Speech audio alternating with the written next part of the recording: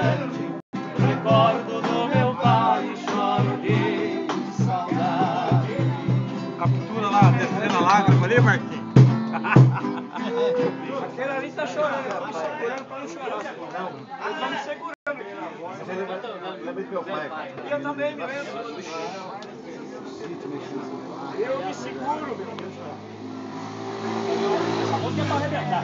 Ontem eu resolvi fazer em casa, peguei aquela música Filho Adotivo. Quem sabe meu velho falou, já que vai tá machucado, então remeda ela. Tá paulada então.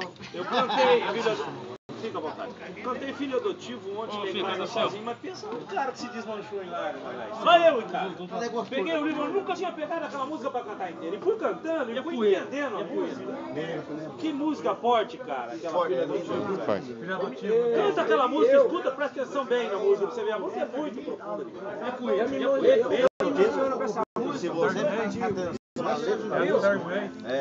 Eu já prestei por algumas vezes.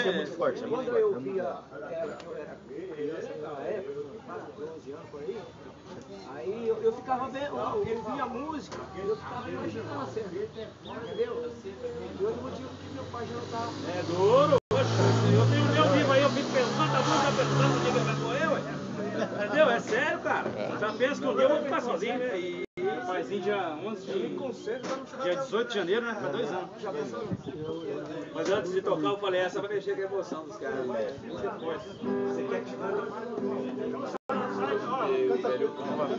Depois um pedido meu, Tristeza do Gerro.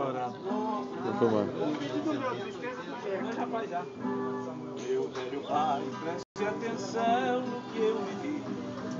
Meu pobre papai querido, enxugue as lágrimas do rosto.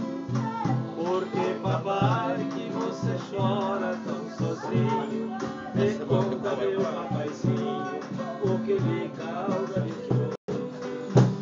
Estou notando que você está cansado, meu pobre pai amado, seu filho está chorando. Eu sou o Bruno, o seu Bruno rapaz,zinho de restaurante, porque é que está chorando. Agora tem essa lá, não dá certo? Vai na valeta? Pô, não filma isso não, velho. Para. Deixa eu filmar uma boa.